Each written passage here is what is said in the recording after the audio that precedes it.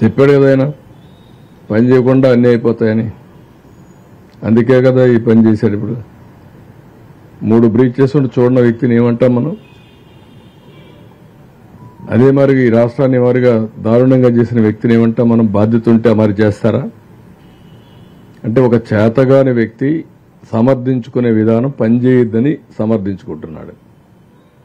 మనందరికీ పని లేదు.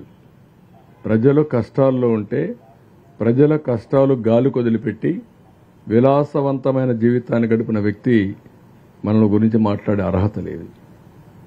అదే గాని ఈరోజు ఇలాంటి ఇప్పుడే కాదు, ఏ రోజైనా ఈ రాష్ట్రంలో వరదలు వస్తే పట్టించుకున్నాడా? వరద వస్తే బాపట్లలో కార్పెట్ వేసుకొని నడిచిన వ్యక్తి, డయాస్ పెట్టి పొలంలో నష్టాన్ని చూసిన వ్యక్తి, ఇప్పుడు నేను బురదలో తిరిగాను కాబట్టి బురద నీటిలోకి వచ్చాడు. ప్రజానాయకుడు అనేవాడు సేవాభావం ఉండే వ్యక్తి.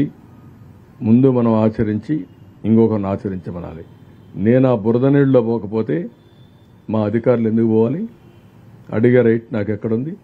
అంటే మేము వాళ్ళు పోకపోతే వాళ్ళు ఏం కావాలి? అక్కడ నాశనం అయిపోవాలనా?